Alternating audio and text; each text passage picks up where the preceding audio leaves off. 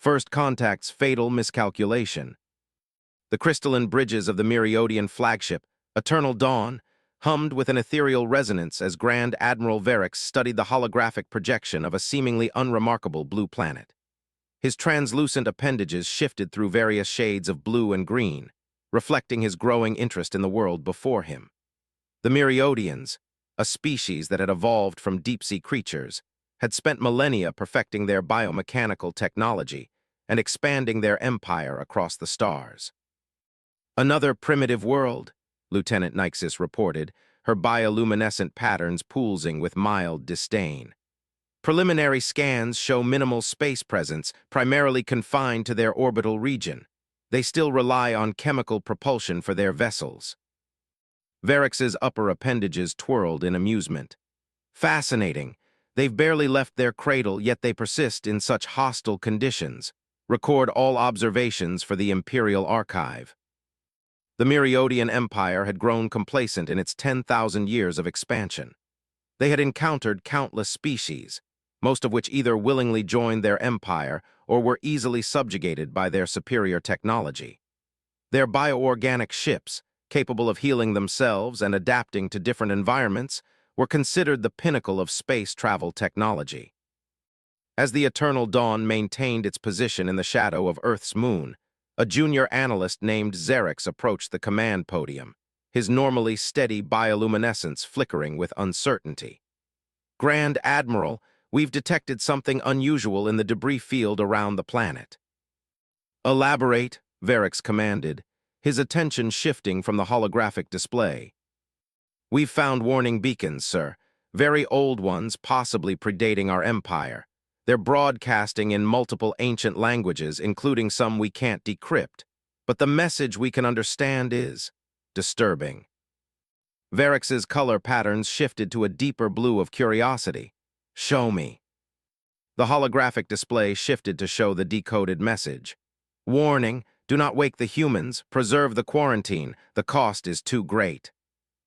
A ripple of amusement spread through the bridge crew, their bodies flickering with colors of derision and skepticism. Grand Admiral Varix himself emanated patterns of dismissal. "Primitive superstition," he declared. "We've seen similar warnings before, usually placed by species trying to protect their colonial interests." But Xerix persisted, his patterns showing concern. "Sir, the dating on these beacons suggests they're over 50,000 years old. They predate most known civilizations." "Enough," Varix's patterns flashed with authority. "We are the Meriodian Empire. We have subjugated worlds far more advanced than this one. These humans, with their primitive technology and limited understanding of the universe, pose no threat to us." The command was given, and the Eternal Dawn began its approach to Earth. As they entered the atmosphere, their advanced cloaking systems keeping them hidden from what they assumed were primitive detection systems, the Meriodians prepared for another routine conquest. They couldn't have been more wrong. The first indication that something was amiss came when Lieutenant Nyxis detected unusual energy signatures from the planet's surface. "Sir, they're tracking us," she reported, her patterns showing disbelief. "Somehow, they're seeing through our cloaking technology." Before Varix could respond, the ship's defensive systems registered multiple launches from the surface. The Meriodians watched with a mixture of amusement and confusion as what appeared to be primitive missiles approached their position. "Harmless," Varix declared confidently. "Our shields can withstand weapons far more advanced than these." The first missile struck the Eternal Dawn's shields, and for a moment nothing happened. Then, inexplicably, the shield matrix began to collapse. The missile had somehow adapted its payload to match the exact resonance frequency of their bioorganic shields.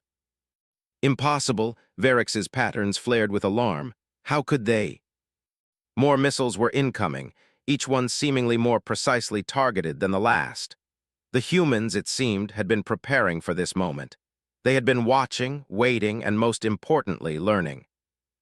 As chaos erupted on the bridge of the Eternal Dawn, a transmission cut through their communication system. The voice spoke in perfect Meriodian language, though the translation was clearly artificial. To the alien vessel currently violating Earth's airspace, we've been expecting you. Those warning beacons you ignored, they weren't meant to protect us from you. They were meant to protect you from us. Welcome to Earth. Please brace for impact. The awakening storm. The Eternal Dawn's bioorganic hull screamed in agony as another barrage of human weapons found their mark. Grand Admiral Varix watched in horror as his mighty flagship, pride of the Myriodian fleet, began to adapt and heal itself, but not quickly enough to counter the relentless assault from below. How, he demanded, his bioluminescent patterns flashing crimson with rage and disbelief. How are they doing this? Commander Rydix, head of the ship's intelligence division, analyzed the incoming data streams, her patterns pulsing with growing concern. Sir, the humans, they're not just fighting back. They're learning. Each attack is more precise than the last. They're studying how our ships heal and adjusting their weapons accordingly. The truth was even more disturbing than the Myriodians realized. For decades, humanity had been preparing for this moment. Hidden facilities around the globe had been dedicated to studying potential alien threats. The world's governments, despite their differences, had quietly united in their determination to protect Earth from extraterrestrial invasion. Deep beneath the Rocky Mountains, in a facility known only as Project Sentinel, Dr. Marcus Wung stood before a wall of holographic displays, directing Earth's counterattack. Unlike the movies, there was no dramatic speech, no last-minute scramble to organize a defense. Humanity had been ready.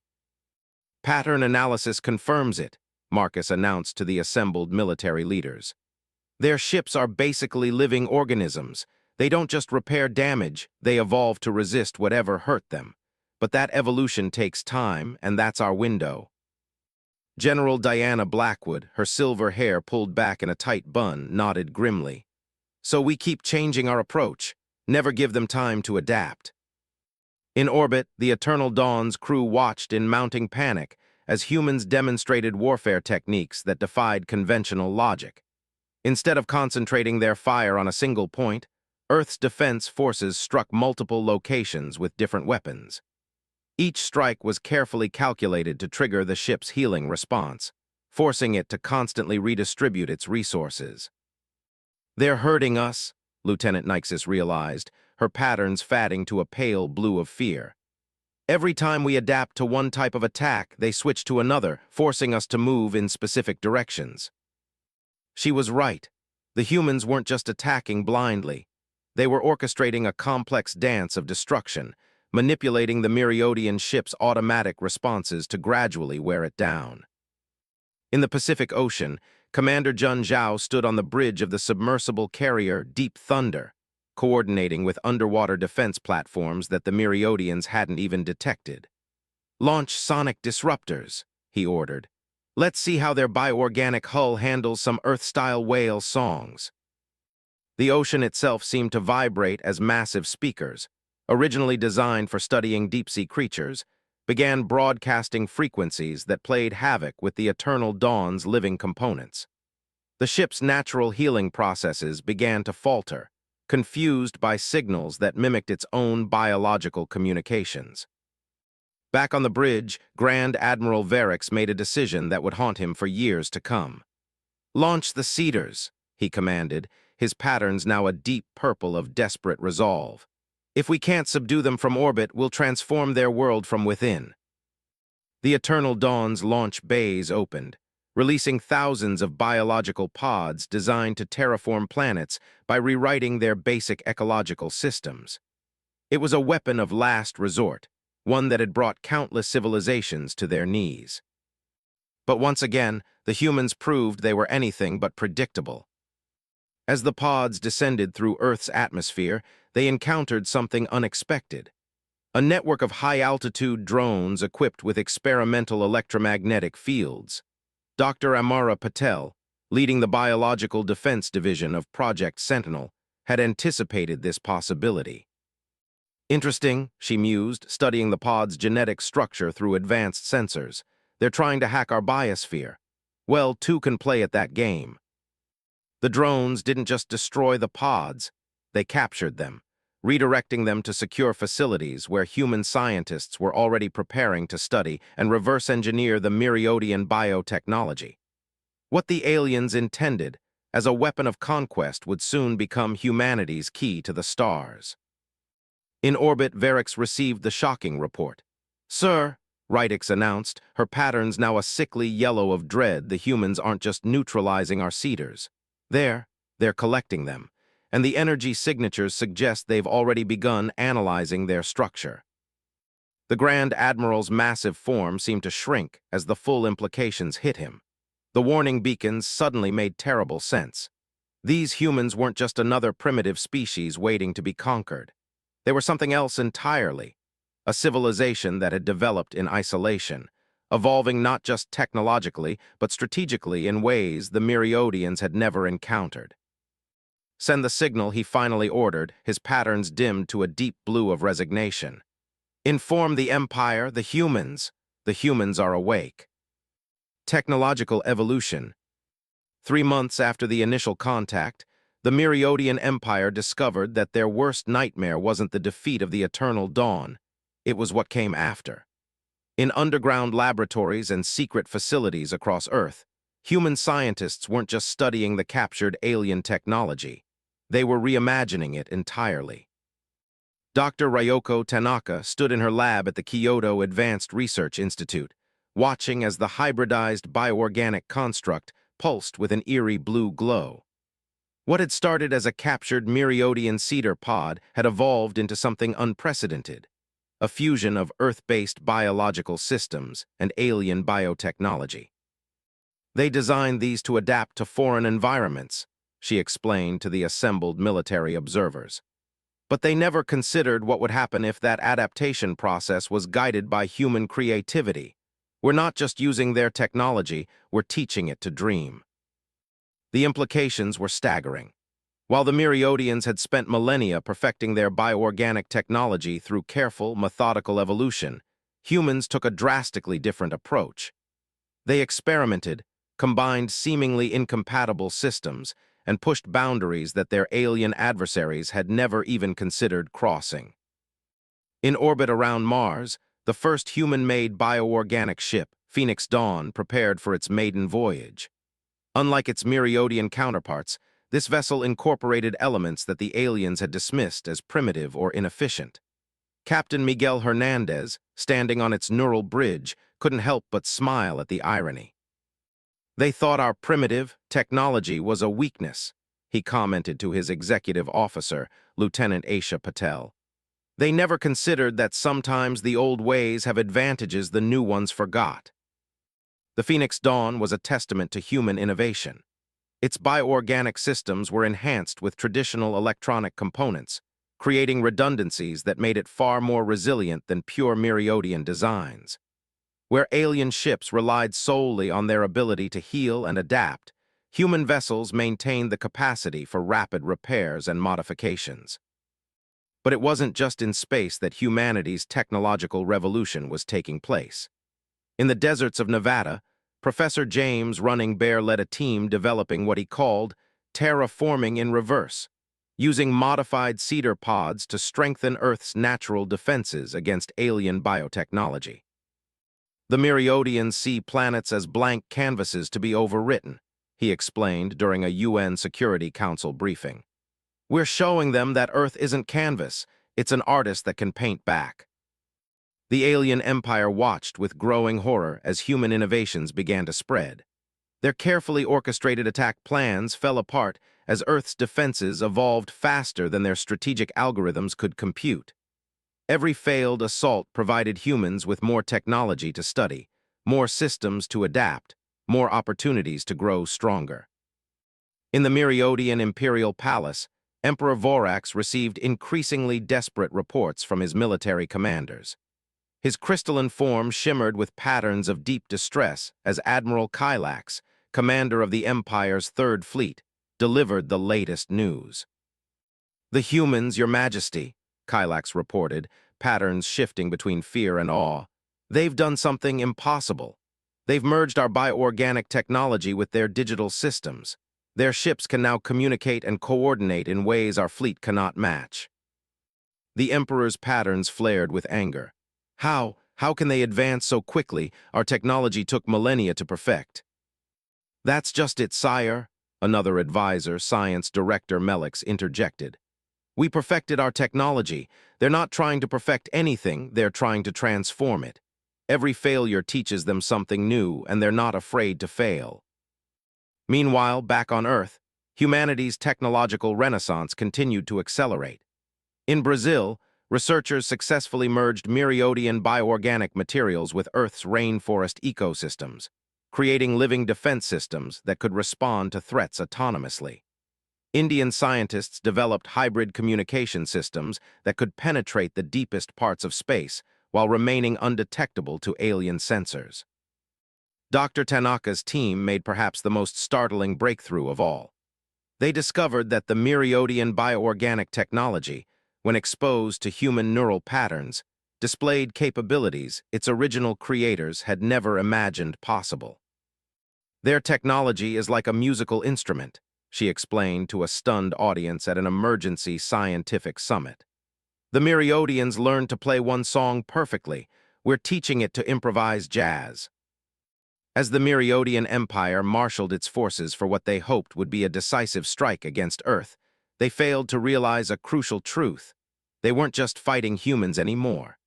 They were fighting an entirely new form of technological evolution, one that combined the best of both worlds in ways they couldn't predict or counter. In her lab, Dr. Tanaka watched as her latest experiment unfolded, a seamless merger of human consciousness with alien biotechnology. The implications were clear. Humanity wasn't just adapting to face the Myriadian threat, they were transcending it entirely. They thought they were coming to conquer us, she noted in her research log. Instead, they gave us the keys to the stars. The Galactic revelation. Word spreads quickly in an interconnected galaxy, even when those doing the spreading wish it wouldn't. As news of the Myriadian Empire's continued failures against Earth reached distant stars, the galaxy's major powers began to pay very close attention to this previously ignored corner of space. In the crystal spires of the Luminary consensus, beings of pure energy held an emergency council. Their fluid forms rippled with concern as they reviewed the data streams flowing in from their deep space observers. Ambassador Helios, their eldest member, addressed the gathering. For 50,000 years, we maintained the warning beacons. For 50,000 years, we remembered why humanity was quarantined. Now, the Myriadians have not only awakened them but given them access to advanced biotechnology. The resulting combination is unprecedented. On the trade hub world of Nexus Prime, the merchant princes of the consortium gathered in their virtual reality chambers, their digital avatars flickering with agitation as they calculated the implications. Merchant Lord Vertex, his avatar glowing with the golden hue of highest authority, watched the projections with growing unease. These humans, he mused, they don't just adapt technology, they transform it. They take separate, seemingly incompatible systems and merge them into something entirely new. The market implications are disturbing. But it was in the ancient archives of the Archivists Collective, deep within the black hole cluster known as the Memory Core, that the true significance of humanity's awakening became clear. Chief Archivist Kavash, her crystalline form humming with excitement, uncovered records dating back to the time before the warning beacons. We found them, she announced to her fellow archivists. The original encounters, the reason for the quarantine, it wasn't fear of human aggression that led to their isolation, it was fear of their potential. The recovered records told a story that sent shockwaves through the galactic community. Humanity hadn't been quarantined to protect the galaxy from them. They had been quarantined to give them time to develop independently, without external influence. The ancient civilizations had recognized something in humanity that both terrified and fascinated them, an unprecedented capacity for innovation and adaptation. Meanwhile, Earth's influence continued to expand. The hybrid ships born from the merger of human ingenuity and Myriadian biotechnology began to appear at the edges of other civilizations' territories. Not as conquerors or warriors, but as explorers and traders, offering technological innovations that defied conventional understanding. Commander Fang Wei, captain of the hybrid vessel Stellar Explorer, made first contact with the Luminari consensus. As her ship's biodigital systems interfaced with the energy being's pure thought communications, she demonstrated yet another unique human trait, the ability to bridge seemingly insurmountable gaps between different forms of existence. "We don't see barriers," she explained to the fascinated Luminari. "We see puzzles waiting to be solved. When we encounter something new, we don't just ask, 'What is it?' We ask, 'What could it become?'" In the Myriodian Empire, internal strife reached a breaking point. A growing faction within their society, led by younger scientists who had studied human innovation patterns, began to question their civilization's rigid approach to technological development. Dr. Ryoko Tanaka, now serving as Earth's ambassador to the galactic community, addressed an unprecedented gathering of species on Nexus Prime. Her presentation included a live demonstration of human-modified bioorganic technology that could communicate across multiple planes of existence simultaneously. "The galaxy expected us to choose between biological and digital, between physical and energy-based technologies," she said. "We chose all of the above. We chose integration over selection, cooperation over competition, innovation over perfection." The implications weren't lost on the assembled representatives. Humanity wasn't just joining the galactic community, they were redefining it. Their hybrid technologies offered solutions to problems that had plagued advanced civilizations for millennia. Their ability to merge different technological approaches opened new possibilities that no single species had imagined possible. In the memory core, Chief Archivist Kavash made another startling discovery. The ancient civilization's predictions about humanity's potential had been eerily accurate, but even they hadn't anticipated the full scope of human adaptability. "They knew humans would eventually reach the stars," she recorded in her findings. "What they didn't predict was that humans would bring with them not just their own innovations, but the ability to take all existing technologies and transform them into something greater than the sum of their parts." As the galactic community grappled with these revelations, a new understanding began to emerge. The awakening of humanity wasn't just a change in the status quo. It was the beginning of a new era in galactic development. The question was no longer whether humanity would affect the galaxy, but how profoundly their influence would reshape the very foundations of interstellar civilization. Dawn of a new era. 1 year after first contact, the galaxy had changed more than it had in the previous 1,000 years. The Myriodian Empire, once the dominant force in known space, had undergone a peaceful but profound revolution. Grand Admiral Verix, the very commander who had first ignored the warning beacons around Earth, now stood before the newly formed Galactic Cooperative as its first diplomatic liaison to humanity. "We thought awakening humanity was our greatest mistake," he addressed the assembled representatives, his bioluminescent patterns showing humble wisdom. "We now understand it was the galaxy's greatest opportunity." The transformation wasn't just political. On Earth, the Integration Center in Singapore had become the galaxy's premier institution for technological innovation. Dr. Ryoko Tanaka and Professor James Running Bear worked alongside alien scientists, including young Myriodian researchers eager to explore new possibilities. "The concept of impossible is dying," Running Bear observed as he watched a team of human and alien scientists successfully merge 5 different species technologies into a single harmonious system. "We're not just pushing boundaries anymore, we're erasing them." In orbit around Jupiter, the first galactic university opened its doors. The massive station, built using merged technologies from a dozen species, represented something unprecedented in the history of space-faring civilizations. A place where different species didn't just share knowledge, they created new knowledge together.